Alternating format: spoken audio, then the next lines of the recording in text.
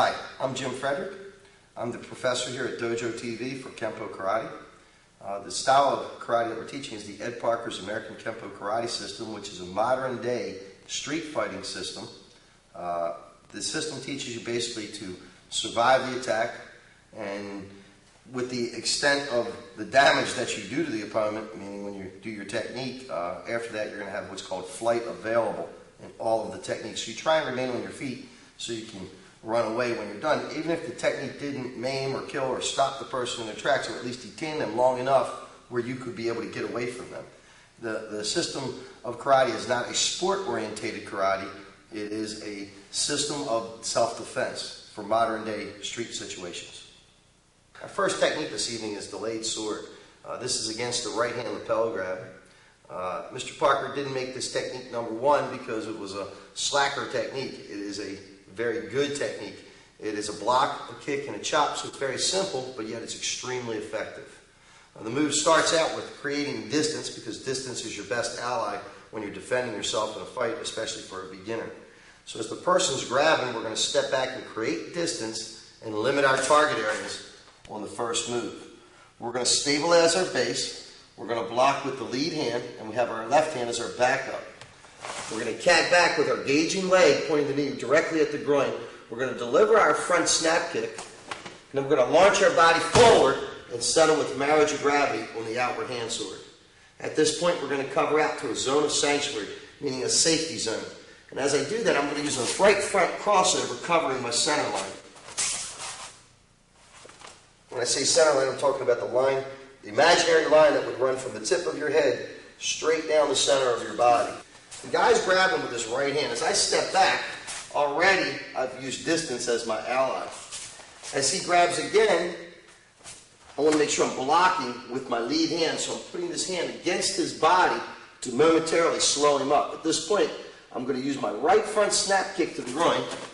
Once he grabs his groin, I'm going to launch into the leg so I get a good leg check and strike the carotid with my outward hand sword, causing him to fall. At this point, then I cover out to my safe zone. So as he grabs, I block, kick, and chop, and cover. As he's grabbing, I block the arm. At this point, he's probably looking up because he's getting ready to shoot the left. I shoot my kick long before the left gets there, and then I'm going to deliver my outward hand sword to the carotid artery. And my leg check against here, you can see how he can't kick because of leg. If I had space here, then his kick has a line to come in. Even if he wasn't trying to kick and he fell from the hand sword, the foot could come into the groin. So, over here, sir. So one more time. We're going to take a little bit faster, because we're going to block, kick, chop, and cover. Okay, the thing that we haven't talked about yet is what we call the zone of obscurity. Zone of obscurity means basically that you just can't see what's going on.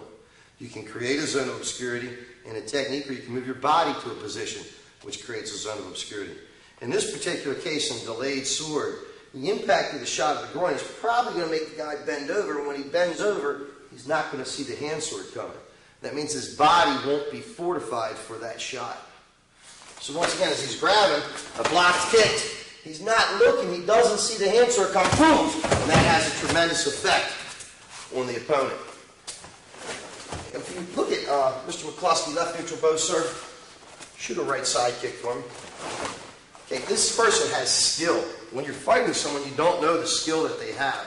Therefore, you don't want to test their skill.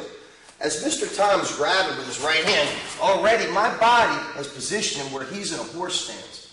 Come on, back up, sir. Stand in a real good training horse for me. If I have to fight Mr. Tom, I would prefer to be here, fighting someone of his caliber. Or I would prefer to be here. So as he's grabbing, let's turn on the angle, sir, this way. As he's grabbing and I block, right here, I've got him in that horse stance. Ready for that kick. Come on, back up. One more time as he grabs, and cover. Mr. Tom goes to grab, block, kick, and chop, and cover out to a zone of sanctuary. Let's see why Mr. Parker made that one number one. Our next technique is alternating maces. This is against a two-hand push. Mace in Kenpo means fist, and you're alternating your fist basically in the technique. The technique starts out very similar to the previous technique, delayed sword, meaning the technique will build upon delayed sword. As the person does the two-hand push, you're going to block with the punch. As you block, you're going to create distance, limit your target areas, stabilize your base, your lead hand is blocking, and your left hand is your backup. In this technique, as the push happens, he's too close to kick with my gauging leg, meaning my front leg. So as I push the hands down, I deliver my punch right to the solar plexus. As the person bends over, this hand's going to track my arm. As it tracks my arm, it takes it right to the target, which is the maxillary hinge of the jaw. At this point, I cover out, covering my center line once again, and then to a zone of sanctuary, meaning a safe zone. Mr. McCluskey? Okay, when the person's doing the two-hand push, like push, I go back and I block. I want to make sure I'm getting a good plus on the center line. If you notice, my right hand's even to his center line. So with the block, when I push down, there's the punch to the solar plexus. As he bends forward, my hand's going to track my arm, and I'm going to go from a forward bow to a neutral bow, delivering my back fist. And then I'm going to cover out to my safe zone. So once again, he does the two-hand push, block, punch, back fist. So with the block, as he's pushing, my hand could easily go to a punch if I needed to. Still pull the same move off. So if he had a real aggressive push, and the man pushed, it was coming through, my lead hand is already there. The quickest way from one point to another is a straight line. So if he was real aggressive in the push, in other words, usually when guys push in a fight, they push and they're setting up something off of their push.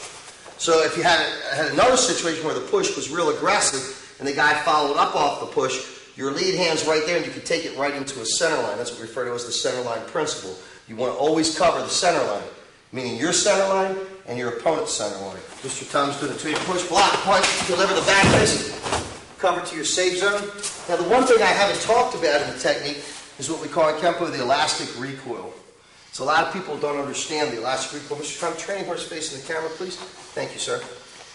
Sometimes in Kenpo it looks like the person watches from the third point of view, meaning where the bystander is. They'd say, why is the guy hitting himself? So as you see that, I'm going to back fist Mr. Tom in the stomach, fortify your body. Yeah. Good. Again. Yeah. Good. And again. Yeah. The third one had the most oomph on it. It's like a slingshot. In other words, if I pull my finger back and I hit Mr. Tom in the chest, it's nothing. But if I pull it back like a catapult or a slingshot and let it go, it hits with much more power. It's the same idea with a fist. I can back fist, I can back fist, or I can let it recoil off my hand, meaning hold it back like the slingshot. At the same time, if I took a basketball and I hit it against the wall, the ball would come back for a short distance faster right as it immediately came off the wall. I could bounce my hand like that basketball using my body as the wall. So as I back fist, I can use my body when I back fist. I can take the same idea off of alternating maces, meaning from the block, the push down, and the punch. Now my hand is ready to track the arm. It can bounce here, follow along the arm, and then be caught by the fingertips right at the end. So when I'm here, it bounces and then comes off with the back fist. And it makes it much more powerful than just swinging your arm. So once again, he does a two-hand push, block, punch, and there's the back fist. Our next technique is sword of destruction. This is number 3 on our chart, our third commandment in Kenpo. The yellow belt chart consists of 10 techniques, and I always refer to them as the 10 commandments of Kenpo. So this is our number 3 commandment. This is against the left roundhouse or hooking type punch. So anybody that's ever watched anyone fight, growing up people watch TV and they typically normally see boxing and wrestling. So that is what the average person tries to mimic when they fight. Anybody watches a boxer, they tend to lead with their left because most people are right-handed. So, this is a very common attack, I feel. Once again, the technique builds on the previous 2 techniques that we did before this. As the left is coming at us, we're stepping back, we're creating distance, limiting our target areas, stabilizing our base. Same 3 principles. We're blocking with our lead hand, same principle, but different block. This is an extended outward block. And delayed sword, it was an inward block. You had a right hand coming at you in delayed sword. You have a left in sword of destruction. Therefore, you have to use a different block. Your left hand is still your backup. We're going to go back to our gauging leg and deliver our front snap kick to the groin as he bends over. Once again, launching our mass, settling with marriage of gravity with the inward hand sword on the carotid artery. He should feel nauseous and collapse to the ground at that point. And we're going to cover out to our zone of sanctuary, once again, covering our center line, keeping our eyes on our opponent, and surveying what's going on around us. So this covered 180 degrees this way, and when I step to reverse, this covers the other 180 degrees survey. So we had a full 360 degree survey around us to see if anyone else was going to jump into the fight who maybe wasn't really a bystander. Just show us our attack once in the air. Okay, so he's trying to take this punch and basically put it right on the maxillary hinge of the jaw. He wants to see that landing right on the button. So this could be a possible knockout shot. You want to make sure that you get a good plus on the block when you step back and block it. If your arm's curved out, it might think it's coming at your head and it come low and catch you in the ribs or something in the body. So you want to make sure you're getting a good plus on your block. Let's show that. He throws the punch. So I've got a good plus. At this point, even if he's starting to load up the right, the kick's going to get there first. It's like the punch is traveling on a slight circular motion. It's also his back. Raise back up for me, sir. It's also his back weapon, meaning it's at the back of his body, whereas my right foot's in front. The quickest way from one point to another is a straight line. My right foot is in a straight line directly to his groin and his center line. Therefore, this weapon should land before this weapon does. We've checked off this weapon, and then we're taking him right to the center line with a kick. Once again, sir. And then we deliver our chop and cover out to our safety zone. Shoots the punch, we block. We deliver our kick. He doesn't see what's coming. He doesn't see the hand. So we're striking from a zone of obscurity and then covering out to a zone of sanctuary, meaning our safe zone. Let's take it from another angle, sir. So once again, he shoots the left, blocks, kicks, delivers our chop. Shoots the punch, we block, we kick, and chop. Covered to our safety zone. Thank you. And once in the air, the guy shoots the punch, creates distance, limits target area, stabilizes base. We cat back, deliver our gauge and kick, launch with the inward hand sword, settling with marriage of gravity, covering out to our safe zone. Okay, our next technique is deflecting hammer. This is against the right front snap kick, and just like the other techniques, you're going to stay with the same principles as in delayed sword and alternating maces and sword of destruction. You're going to create distance, you're going to limit your target areas, you're going to stabilize your base, you're going to still be blocking with the lead hand, and you're going to have your other hand as your backup. At this point, the principles do change slightly. You're going to launch off your back foot, checking his shoulder, loading the right hand, and you're going to strike him in the face or to any available target on the center line, solar plexus, rib cage with your inward elbow. When I do my technique, I like to cut my inward elbow a little bit on a downward plane, driving the man down, and then we're going to cover out to a zone of sanctuary, covering our center line. Once again, as the kick is coming, I create distance, limit my target area, stabilize my base. I block with the lead hand. I have the other hand as the backup. I launch off the back foot, checking his width. Also, if you're pushing down, you get his height. If you have the two zones checked, the third is automatic, which would be depth. At that point, I'm going to cut my inward elbow on a downward plane, striking him down. Kenpo has strike downs, not take downs. At this point, I'm going to cover out once again, zone of sanctuary. When the technique starts, I have a bad position because I'm basically in a narrow horse stance. Anyone that's done any kind of sparring or freestyle knows that when you're fighting, you want to have you're basically sideways to your opponent. You sure don't want to get caught in a horse. So the first thing I'm going to do, as Chad delivers the kick, is get out of the way, create the distance, limit the target area, stabilize the base. Now I've put him in a horse stance and I'm sideways to him. And I'm trying to work, as you can see, work getting around behind him. So trying to get to his zone of obscurity here. At this point, I launch off the back foot. I'm going to check his arm, and then my inward elbow is going to come up and strike him right into the face, kind of down to the mat. And then I'm going to cover up. As he goes to kick, if I'm slow getting off the line, this hand can hit you. So that's why you do need to have your left hand up to be able to check that hand. If, when he's shooting the kick, slow, real slow, I get him while he's in the air. Now when I go to check, it's real easy because you're making the guy fight off one leg. As I check, the elbow then just cuts him straight to the mat. Now when you're practicing your move, I like you to hit into the shoulder and onto the body. The strike is actually going to the face. Come on up, Mr. Martin. Left neutral bow. Shoot your kick real slow. So if it's catching him in the face here, you can imagine the impact it's going to have on the back of his head when he hits the ground. Environment is your first consideration in a fight. You have 8 considerations in a fight. We'll get more into them as we get into the tapes. But your first one is environment. Environment is defined as whatever's on you, in you, or around you. So around you can be concrete, ground, gravel. Mox mix makes no difference. Once he gets hit with that elbow and he hits the ground, the back of his head is going to get a whiplash effect and strike the back here. And like I said, it's a hard drive.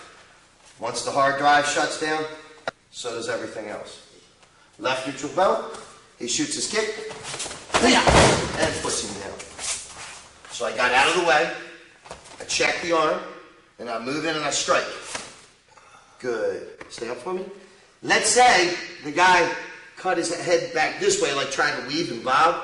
At this point, even then, the push into the body, changing the target, is going to still cause the move to work. Okay, our next one is capture twigs. Twigs being arms. In the Kenpo system, and Ed Parker's Kenpo karate system, it's basically another language. Twigs mean arms, heel palm means salute, lance means knife, rod means gun, club is a storm. So as you begin to learn the names of the techniques, there's key words in there that we as Kenpoists use amongst us when we train. In this one, capture twigs is a rear bear hug. I'm going to turn to the side as I demonstrate this for you in the air, and then I'll turn back to 12 and show it that way. As the person would be grabbing, I'm going to trap their hands so they don't come up around my throat. When I say trap means momentarily detained. Pinned would mean I've got them, you can't move them. Well, when a guy grabs you with 2 hands and your left hand comes on top, it's going to be trapped and you just know where they are basically for that split second of time. So if he was to try and pull them out, maybe come around your throat or something like that, or drop down, pull out your legs, any of the above, you're at least going to be able to feel the hands leaving your body. As you increase your skill, your sensitivity will increase also, and you'll be able to feel the hands pulling and releasing. Mr. Parker used to say that after a while of performing the art, as years and years and years go on, it becomes almost when you would get into combat that the person would be moving in slow motion. And it takes, I guess, time for people to understand something like that. You just have to experience the art. Anyway, in a rear bear hug, I'm going to trap the hands and I step out and I hammer fist to the groin. I want to make sure that the left foot and the hammer fist are timed right at the same moment. As this foot hits the ground, the right hand is hitting the groin. So as I step, I hammer fist the groin. As I'm doing that, my head is also going to catch the guy with a headbutt if at all possible. He could tuck his head and you not get that one. At this point, I'm going to stomp on his foot and try and break the metatarsal part of his foot, and I'm going to check his width. Right here, I'm using what we call an open end triangle. From the stomp on the foot, I'm going to step back to a center line, and I'm going to heel palm to the groin, claw with my left hand as I deliver an obscure elbow to his chin. At this point, if he's falling to this direction, which would be my 6 o'clock, I'm going to step with my left foot and then create distance from him, covering my center line. One more time, let's look at that for 12 o'clock. Once again, I'm grabbed with a rear bear hug. I'm going to step out, catch him with that hammer fist. Then I'm going to also try and get him with the headbutt. And then I'm going to turn my hips into a cat stance, but it's going to be a flat-footed cat stomping his foot. From this position, I'm going to move back to a center line and heel palm him in the groin and elbow him in the chin. He's going to fall backward to 6 o'clock. At this point, I cover with my left foot, or I can round the corner with my right foot. Chad's grabbing me from behind. As he does that, like I said, my left hand comes on top. I step out with the left foot, and I'm going to glue my buttocks to his thigh, striking him with my head and my hammer fist in the groin. At this point, I'm going to claw and check as I stomp on the foot. And then as I come off the foot and I move back into the center line, I'm going to rip and heel palm and elbow him right in the chin. If he didn't fall, say he just stepped backward, at this point I want to get away from him as quickly as possible. So I'm covering my center line and creating distance. Come on, back up. Once again, he grabs, so I trap, hammer fist, stomp, heel palm, elbow, and cover.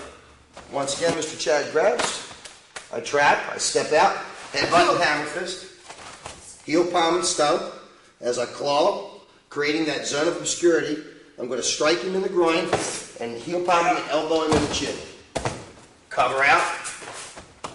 So I trap, headbutt and hammer fist, stomp and heel palm, claw, heel palm and elbow, cover out. And one more time.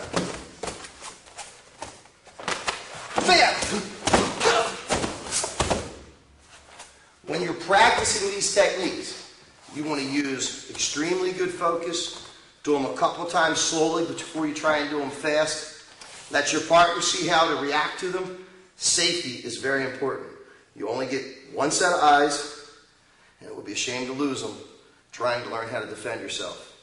It's tough to go out on a date with no chompers. So keep your teeth, keep your eyes, practice safely. Thank you. Okay, our next technique is grasp of death. This technique is against a headlock. Guy has a good firm headlock.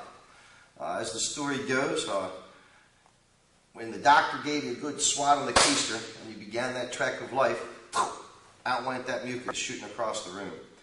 And in this technique, this guy is trying to make it your last breath in life. So that's why it got the name, I guess, grasp of death. So in grasp of death, I'm in a headlock, so he's trying to prevent me from breathing. The first thing I want to do is I want to turn my head so I can breathe. It also takes a lot of the pressure off the front of the neck and a little bit off the carotid. And I want to tuck my chin, and I want to be able to bite him. If I bite, there's still space on the side of your mouth where you can breathe. So as you're biting him, and he's going to squirm and he's going to move away from you, that's going to open up what we call daylight. And when there's daylight, you can then breathe and be able to move and get your head out of that position, because you got yourself in a really bad position. And the first thing we need to regain is position besides being able to breathe. So here I am, I'm in the headlock. As I grab the wrist and I step up, I'm going to collapse my knee on his and get a good firm grasp on his leg, like a horse bite. That's what it's going to feel like when I pinch. If you get the thigh, behind the knee, testicles, different size people, you're going to have to grab whatever you can get in there. But the idea is you want to make him kind of move that leg for you. As he's moving that leg, it's creating that space once again, besides the horse bite to the ribs there. I also want to be pulling on his wrist to get it off my neck. So I'm in that headlock and I step, boom, and I get a good firm grab on his leg, and I also want to pull my back backward so I get good posture. At this point, my left hand's going to slide up his back, forming a plus right on the spine. As I bring my head over, I've got a plus right across his tricep. At that point, I step and I nail his head right to the concrete. And I'm going to slide my hand right down to the elbow using what we call the squeegee principle. At this point, I'm going to deliver my punch right to the maxillary hinge of the jaw. And at this point, I'm going to get rid of his arm if it's still there and he hadn't fallen to the ground. And then once again, I'm going to cover out, covering my center line, counterbalancing my weight, and then create distance to a zone of sanctuary. So here I am, I'm in a headlock. I turn my head. I can bite him then, and he'll move, believe me. At that point, biting him and pulling down on the wrist, as I step and I get a good hump on that leg, he'll probably pull that leg. All this has to happen at once. Come on, back up. So as he grabs, once I've done this, this left hand slides right up, and I nail his head right to the ground. Once his head's nailed to the ground, I pull him in kind of like a tuna and deliver that shot right to the hinge of the jaw. And cover out. So I'm in the headlock, I pull, got the option of biting in here or not biting. as I step, my knee goes into his, I grab his, he pulls his forward. I slide my hand up. As I bring him down, I slide my hand right on that elbow. Close in on this here, please. As I slide right on that elbow, my hand doesn't come off the elbow. It's like a squeegee in a gas station moving right across. When I use a squeegee, stay there, Mr. Chad, it uses a path of action. This is a path of action. I'm sliding the heel palm onto the elbow. At this point, go ahead and stand up, Mr. Chad. Yes. Obviously, he can't get up. At this point, my hand follows, it tracks like a train moving along a railroad track right to the station, which is his jaw. At this point, I get rid of his arm. And now I'm in a good position to keep fighting if I need to, or I can leave. Okay, if, say from the pinch, he doesn't move his leg, the leg check on his leg is going to suffice here, because some guys can take that pain in the leg, so he might stand his ground, just try and squeeze real tight and kind of pop your head like a pimple. So we don't want that to happen. So as I grab his wrist and I step in and I grab the inside of his leg, he doesn't move his leg, I'm going to capitalize on that and use good posture and ride him right to the ground. At this point, it's real tough for him to hit. And I can keep fighting with the technique. At this point, I slide my squeegee principle right onto that elbow. If he's trying to get up in the fight, I can put his head right to the ground if I want. Deliver my punch right to the jaw. If I don't want to hurt him at this point, I can even go to something else where I can trap and hold him here and have my hands free. Okay, our seventh commandment of Kenpo, so to speak, is checking the storm. I always refer to the 10 yellow belt techniques as the 10 commandments of Kenpo because they govern the rest of the system of Mr. Parker's. All of the system builds off of the 10 yellow belt techniques, and our seventh commandment is checking the storm, so to speak. It's against a right overhead club. In this one, I want everyone to remember that if a person has a club, they're not going to keep you at arm's length, they're going to keep you at club's length. And that's something that is definitely needs to be remembered. If the person is swinging a right overhead club at me, I'm going to move out of the way and deliver a left front snap kick to their groin, and I'm going to shield my face with my left hand, making an extended outward block, but at the last second, my hand's going to open up, creating a knife hand to strike the person's wrist, so the block really becomes a strike. At the same time, this hand comes up and is protecting your face. I refer to it as the loading hand. I'm loading this hand because if all goes wrong, I'm going to pop them right in the nose. We'll go back to it. Kind of your mom said to you when you were a little kid about the big kid picking on the little kid. Nothing else. Punch them right in the nose, create that zone of obscurity. And mom was teaching you to punch still right at the center line. So, you know, if mom says it's true, you know to believe it. Mom always knows best. So as the club's coming at your head, we get out of the way. Front snap kick right to the groin. As he bows to you and grabs that groin, we're going to shift and deliver a right side snap kick to the inside of the knee. And then a back fist to his face. At this point, I'm going to cover out to my zone of sanctuary, covering my center line. I keep reinforcing that term about covering the center line and going to your zone of sanctuary. Zone of sanctuary means your safe zone. You want to get out of arm's reach, out of legs reach, and you want to make sure your center line is covered until you're out of that reach. I want you to swing the club real slow first. So I'm moving off to this direction in a cat stance, and if you notice, I've now got him in the horse stance. This hand's loaded and checked for that shoulder if he's going to shoot that left. Even if he was to shoot the left, this foot's going to get there first. Now, at that point, as I shift, I may need to move his head out of the way to deliver the side kick and the back fist. If he's holding on still to the club, I can always take the club as I leave. Once again, swing real slow. As he swings, I got out of the way. My hand's up shielding myself. I deliver my front snap kick to the groin. I move his head out of the way. I can always take the front leg too and move off behind him, delivering my back fist. There's no law that says you can't plant behind the guy and take the front leg if you can't reach the back leg. At this point, the way his arm is, I've got some neat ideas for it, but we're just going to kind of check it out of the way and cover out because it's really not in our way. Real slow. As you swing your club, I'm not going to move. I want to show the length of the club. Good. That's about where he's trying to hit from. I can't reach him right now, so that's where he's looking to have you. when he goes to swing the club. Stay there. I need to get positioned. So I'm pushing off the left foot to get the kick to the groin. So you can see the angle of entry. That's what I'm looking for. I want him back in that horse stance. Go back to your left neutral. Now, as Chad swings his club this time, I'm going to have him swing real slow, and he's going to follow me with the club as I move off. Swing real slow.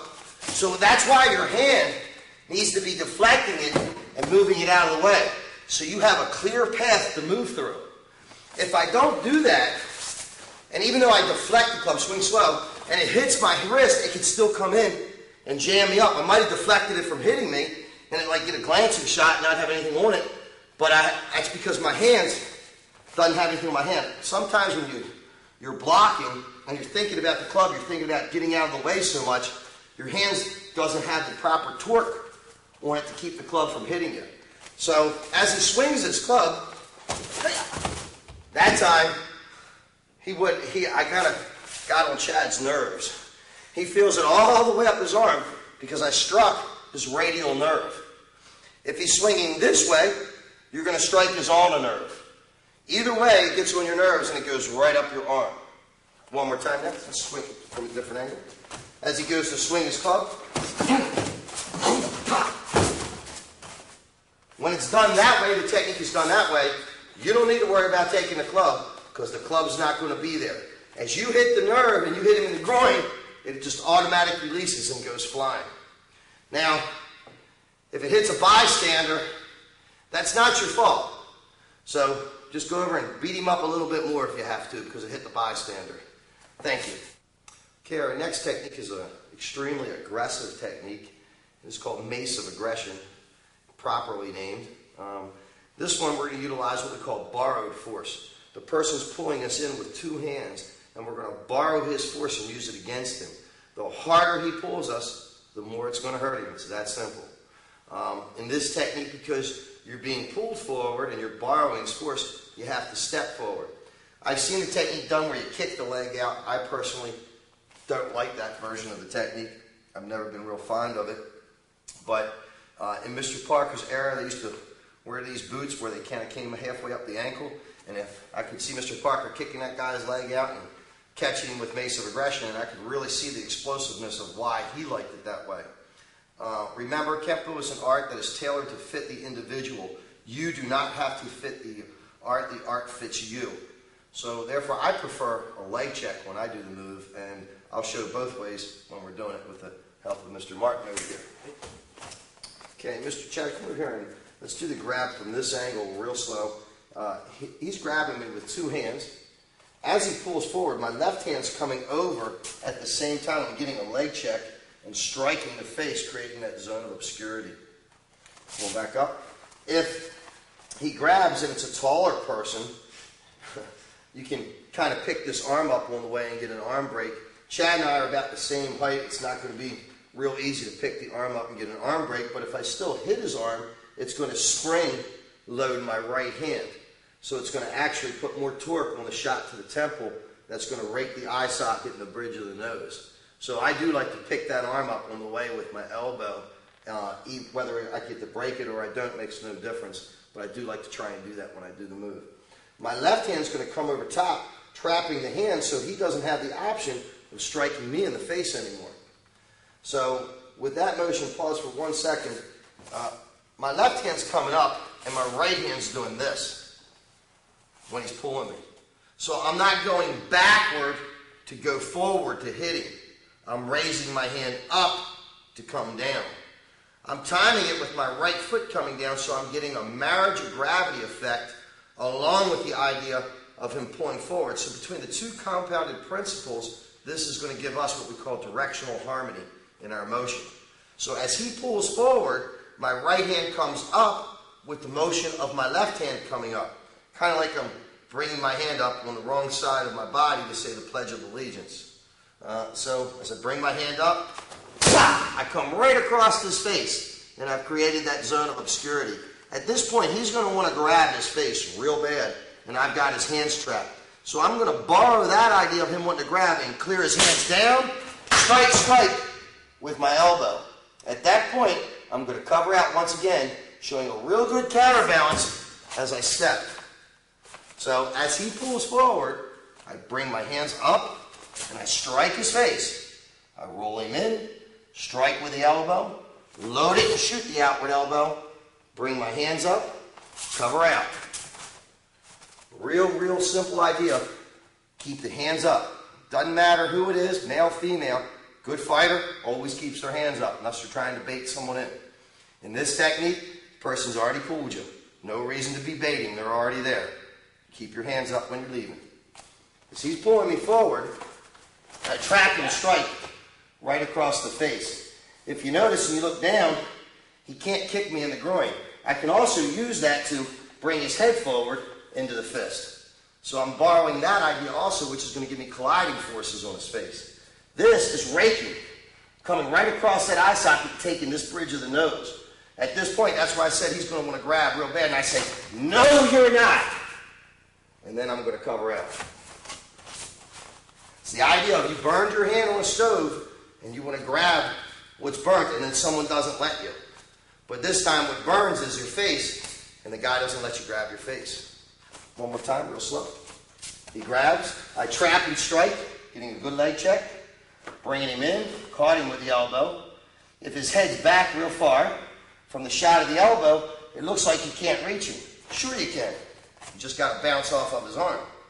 And then if he's still there, this could claw as you would go to leave when you're counterbalanced. One more time.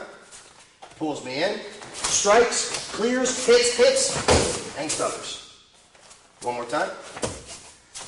When he pulls me in, watch how I'm utilizing the leg check.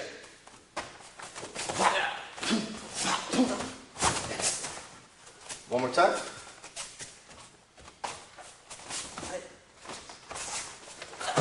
He pulls me in, I hit. Bring his hands in, caught him. Catch the arm, caught him. As I go to leave, if he's still there, have a sweep on the foot if you need it, because your foot's right up against his leg check.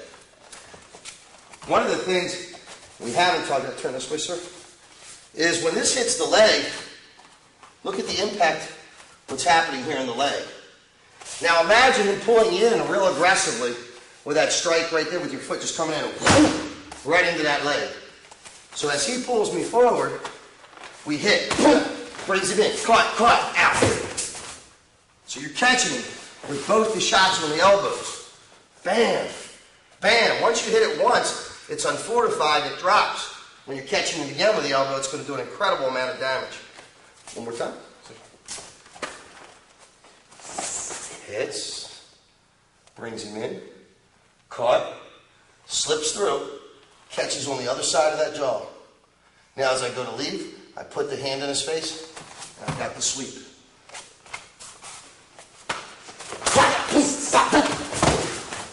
And once real slow to this direction.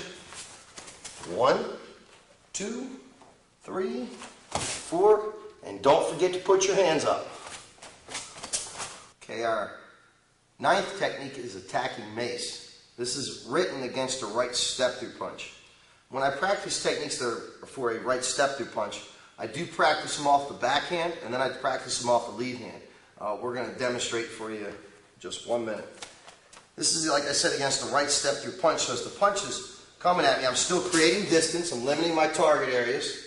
I'm stabilizing my base, blocking with my lead hand, and then I use my backup hand, punching him right into the rib cage. At this point, ideally, he goes backward.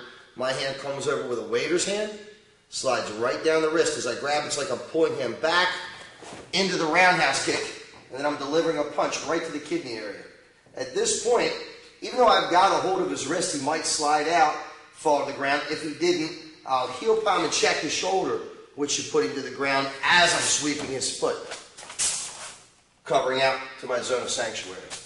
Okay, Mr. Chad's in a left neutral bow. He's going to do a right step through punch slowly. I create distance, limiting my target areas, stabilizing my base. At this point, I punch him right in the rib cage. I come over top with my waiter's hand. I say, hey, you come back here. Roundhouse kick, give my leg check, blast to the kidney, and cover out. Come on back up. Take it from another angle. Once again, no, still step through. Mr. Chad does the right step through. I created distance, punch to the rib cage, come over top with my waiter's hand. If his head's in there too close, I can do an eye slice, pull down, roundhouse kick, get my leg checked, deliver my punch right to the kidney area, and cover out. This time when we do it, right neutral bow, sir. Stay right there. If the guy were standing here shuffling shoulder punch, good. That's much more dangerous, a person fighting like that. Why? Kenpo principles come into play. Quickest way from one point to another is a straight line.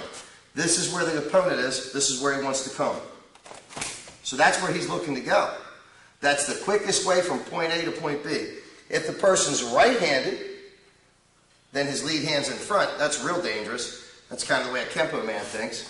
If it's a boxer, he's setting you up with a jab, which means he's probably a southpaw.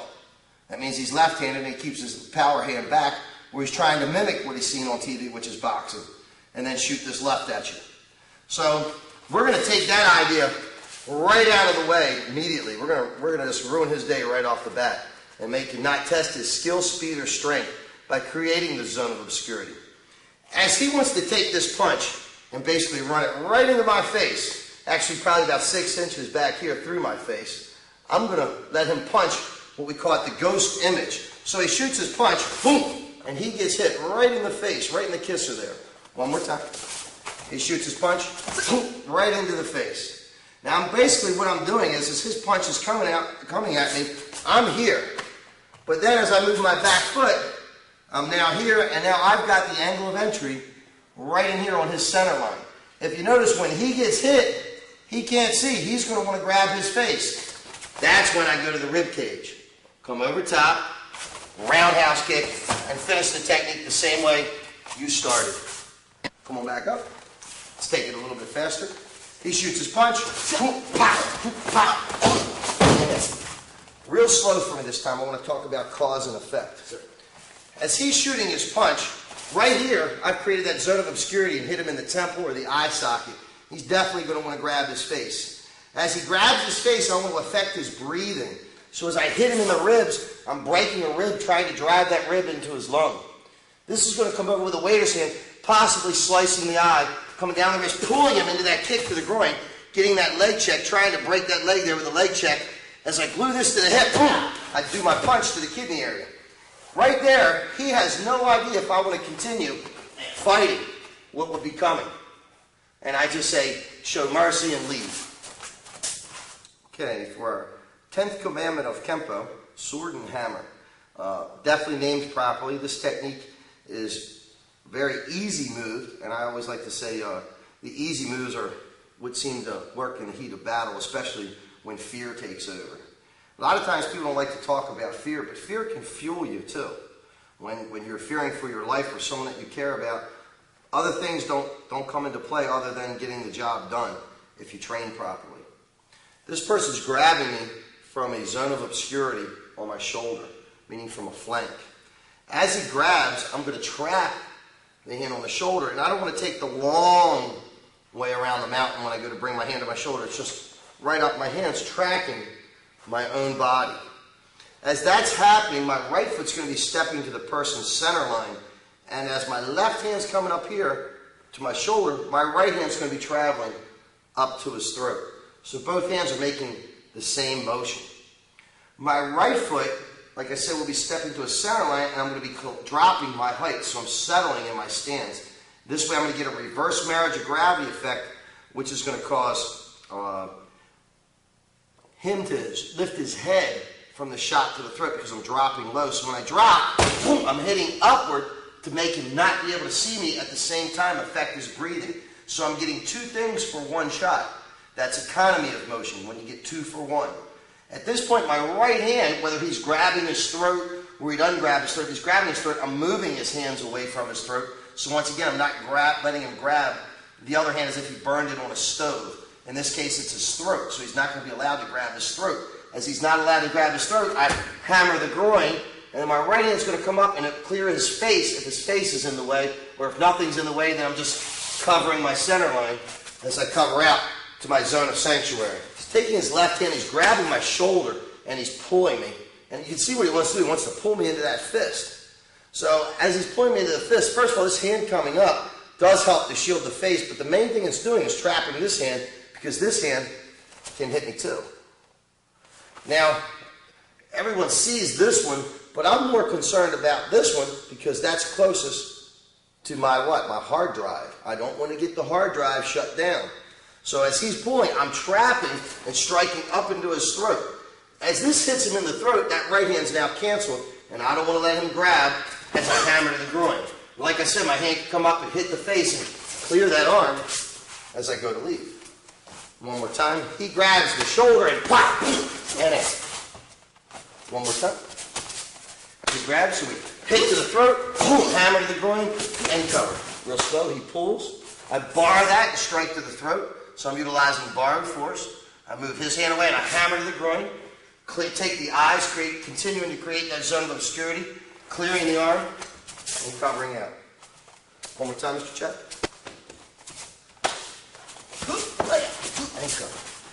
The idea, when he grabs, and I hit him in the throat, this is crushing his esophagus. This is shattering his jaw, possibly making him bite on his own tongue, choke on his blood, having a real bad day. As he's hit here, he wants to grab that. I say, no, you're not grabbing that. And pop! That'll keep him from reproducing another lichen. This is coming up, taking the eyes, and as I take this hand, I can always continue to go back to something else that we know from the yellow belt chart. And then cover out.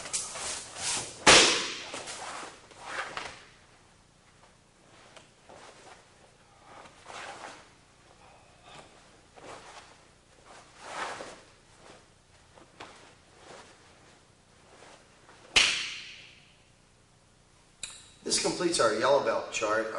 I hope all of you had fun. I hope you continue to train hard, train regularly, train intelligently, and not make any excuses about your training.